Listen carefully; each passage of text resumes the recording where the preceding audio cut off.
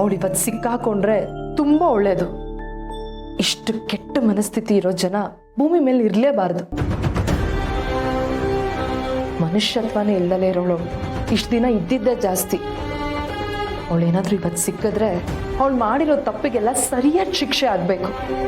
ಅವಳು ಇನ್ನೊಂದ್ಸರಿ ತಪ್ಪು ಮಾಡೋ ಯೋಚನೆ ಕೂಡ ಮಾಡಬಾರ್ದು. ಹಾಗಾಗಬೇಕು. ಅಣ್ಣಂದ್ರು ಹೇಗೋ ಅಲ್ಲೇ ಇದ್ದಾರೆ. ಆ ಶಾರ್ವರಿ ಸಿಕ್ಕಿದ್ರೆ ತಕ್ಕ ಶಾಸ್ತಿ ಮಾಡ್ತಾರೆ.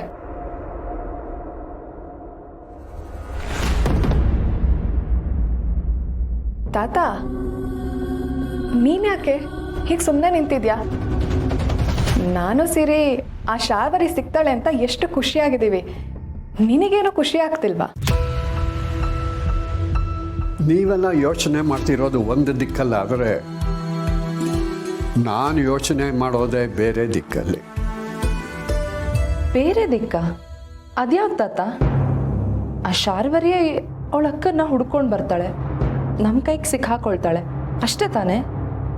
ಆ ಶಾರ್ವರಿ ಬರೀ ಬುದ್ಧಿವಂತಳು ಅಷ್ಟೇ ಅಲ್ಲ, ಕೆಟ್ಟವಳು, ಚಾಲಾಕಿ.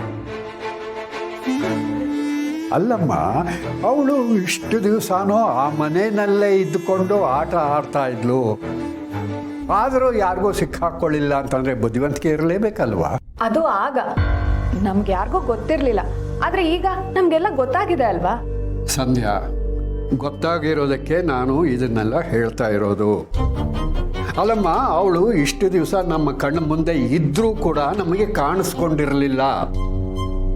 ಅವಳು ಅವಳ ಅಕ್ಕನ್ನ ಹುಡುಕೊಂಡು ಖಂಡಿತ ಬಂದೇ ಬರ್ತಾಳೆ, ಆದರೆ ನಮ್ಮ ಕೈಗೆ ಸಿಕ್ಕಾಕೊಳ್ಳಲ್ಲ. ಅದೇ ಹೇಳ್ತೀಯ ತಾತ? ಅವಳು ಮನೆ ಆಚೆ ಬಂದಿದ್ದಾಳೆ ಅಂತಂದರೆ ನಾವು ಯಾರಾದರೂ ಅವಳನ್ನ ನೋಡ್ಬಿಡ್ಬೋದು ಅಂತನೋ ಭಯ ಕೂಡ ಅವಳಿಗಿದ್ದೇ ಇರುತ್ತಲ್ವಾ? ಅದಕ್ಕೆ ಅವಳು ತಕ್ಕ ವ್ಯವಸ್ಥೆನೂ ಮಾಡಿಕೊಂಡೇ ಬಂದಿರ್ತಾಳೆ.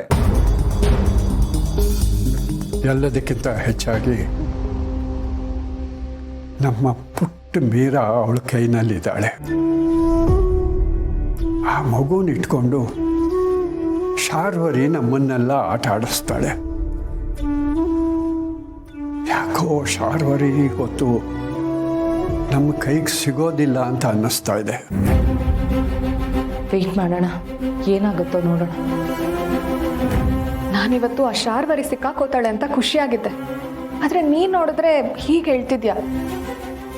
ಏನಾಗುತ್ತೋ ನೋಡೋಣ.